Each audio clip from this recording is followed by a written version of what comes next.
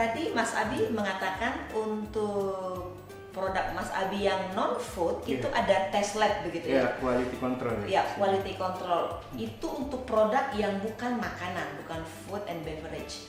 Ada test lab. Bagaimana untuk yang makanan yang Bapak ekspor ke negara tujuan? Oke. Masih jauh lebih penting kan ya Pak ya, untuk menjaga kualitas seperti itu ya? Iya, makasih Bu. Tentu saja siapa sih yang istilah tidak ingin produk yang diterima itu aman ya? Ya. Khususnya kalau kita bicara makanan, kita bicara mengenai fit for human consumption.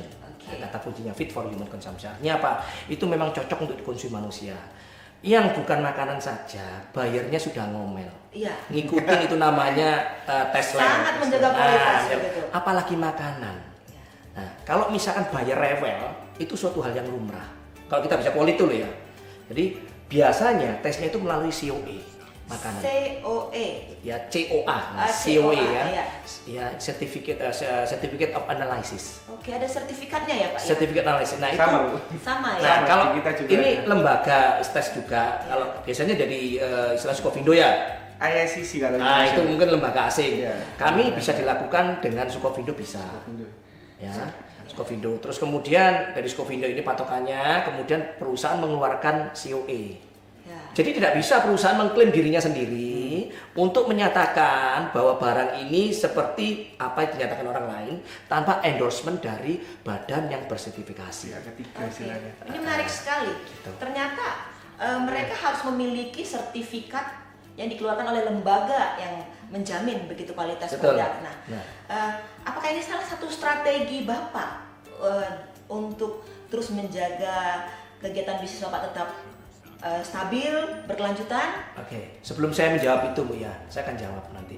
Bahwa untuk memasuki pasar internasional ini banyak strategi yang kita bisa ambil. Bagi mungkin bagi Anda sebagai pemula ya khususnya, itu kita bisa melakukan namanya franchising, licensing, kemudian kita bisa melakukan ekspor. Nah, ekspor ini ada dua, direct dan indirect. Nah kalau direct artinya kita ini bisa melakukan ekspor secara langsung ke negara tujuan. Direct? Ya, bisa ke buyernya, bisa ke wholesalernya, bisa ke distributornya, bisa ke retailernya, ya, tergantung dari produk kita yang kita tuju. Nah kalau indirect seperti yang contohnya dengan Mas Abi tadi, bahwa dia sebelum dia confidence untuk melangkah lebih jauh, apa yang dilakukan Mas Abi benar. Contohnya bahwa dia harus meyakinkan dulu bahwa dia mampu memenuhi apa yang dinamakan quantity dan quality. Nah, sampai dia mampu dengan quantity, dia confidence. Untuk apa? Menambah apa? Volume. Menambah volume untuk apa? Ekspansi lebih besar lagi. Nah, dalam melakukan ekspansi ini tentu terkait lagi. Apakah dia bisa melakukan ini dengan sendirian? Kalau dia cukup sendirian tidak apa-apa. Ya, kita bicara tadi ya direct indirect export ya. Kemudian kita bisa melakukan namanya joint venture. Joint venture. Artinya, joint venture itu bagaimana maksudnya Pak? Nah, joint venture itu kita bekerja sama dengan orang asing. Negara tujuan tersebut ya. Dari negara manapun ada investor yang memang kita bisa gandeng untuk mensupport kegiatan kita. Dalam hal di sini misalkan mereka punya dana yang lebih besar daripada kita, namun kita punya ilmu. Ingat, trader itu tidak harus punya duit loh ya. Tapi punya ilmu loh ya. Ilmunya apa? Marketing tadi. Ya, apapun produk kalau kita tidak mampu untuk menjual, ya kita tidak akan mampu untuk menjual. Produk apapun yang kita miliki, ya sebagus apapun kalau kita tidak mampu menjual, itu tidak punya namanya ilmu marketing. Nah, pada dasarnya setiap orang daripada kita ini adalah sales. Ingat itu, kadang-kadang kita lupa bahwa kita apapun yang kita jabat, apapun orangnya, setiap dari kita itu adalah sales. Berarti salah satu strategi Bapak adalah joint venture. Joint venture. Ada yang lain Pak? Bisa jadi merge.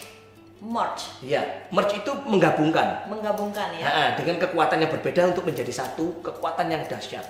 Ini perusahaan biasanya perusahaan yang global. Ada yang turnkey project, tapi ini sangat jarang. Nah, kadang orang yang tidak mampu untuk melakukan itu bisa menangkapnya di apa? Franchising sama licensing. Franchising dan licensing. Nah, nanti ada plus minusnya itu, tapi saya tidak mencoba untuk membahas itu. Kita bicara masalah ekspor. Apakah Bapak ada strategi licensing mungkin untuk produk Bapak yang food? Sementara ini memang tidak ada. Tidak ada ya. Kita tidak, karena licensing itu adalah suatu hal yang paten ya. Jadi kita tidak mengarahkan paten itu misalkan untuk kepemilikan yang notabene itu hak apa ya istilahnya seperti yang kita HKI gitu ya, seperti itu kita nggak mengarah ke sana gitu ya. Tapi hak intelektual ya maksudnya itu ya. Nah yang kita miliki adalah bagaimana kita ini mampu untuk menjual produk kita, mendeliver produk kita. Tentunya strateginya adalah strategi internasional. Oke, strategi internasional ya Pak. Ya, jadi setelah kita memutuskan tadi bahwa kita ini melakukan, pertamanya sih saya benar apa yang dikatakan, mendukung sekali penuh bahwa kita melakukan indirect dulu. Indirect dulu. Nah kalau kita sudah capable, kompeten, maka masuk ke berikutnya langsung ekspor. Ya. Kemudian setelah itu melakukan joint venture. Okay.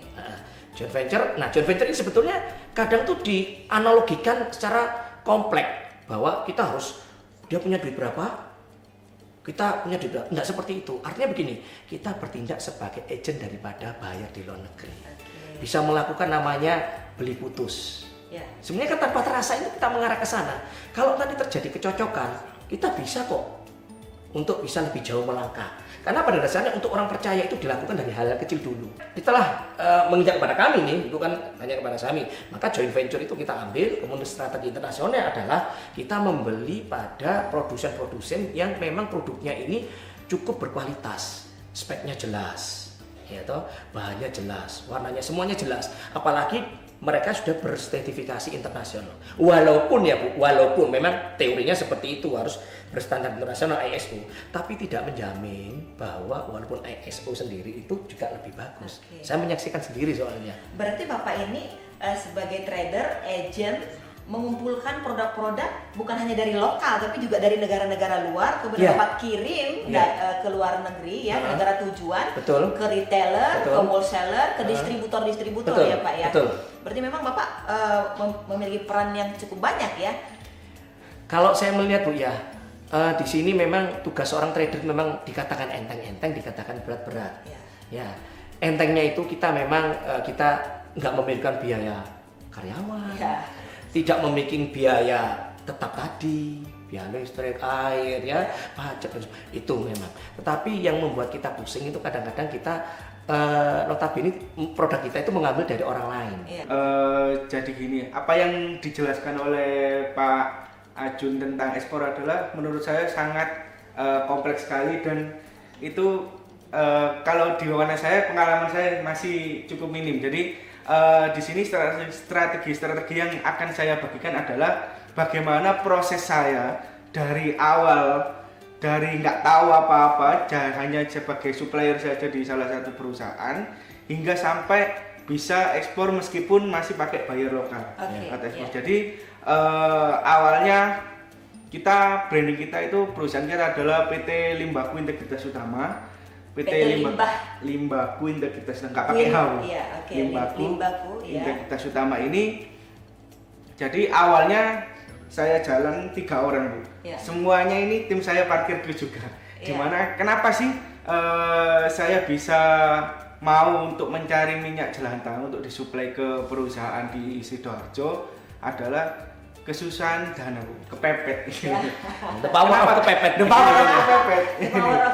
Kepepet apa? Jadi waktu itu parkir Q itu mengalami kesusahan yang sangat luar biasa, di mana kita harus mendevelop, keluar uang tapi belum dapat investor. Jadi dari kesusahan itu kita punya ide, di mana kita memanfaatkan teman-teman SMA kita dulu di suatu daerah. Kebetulan kita dilahirkan di kota yang berbeda. Saya di Lamongan, si Raka di Tulungagung, dan si Vanu di Jombang. Kita memanfaatkan teman-teman SMA, relasi-relasi kita, bahwasanya kita membuat sebuah sistem yaitu agen, yang kita beri nama agen, di mana kita memberikan value yaitu inventaris jerigen, pemodalan. Dua hal itu, inventaris jerigen dan pemodalan, di mana yang dulu awalnya ada di Lamongan, Jombang, dan Tulungagung, sekarang bisa merambah di hampir semua Jawa Timur dan Jawa Tengah. Luar biasa. Sangat menarik sekali. Mas Abi ini berarti mengumpulkan minyak-minyak bekas yang akan nanti diekspor ke negara tujuan, di mana minyak ini akan dibuat menjadi biodiesel ya, oli di sana ya. Oke. Nah, saya lanjutkan ke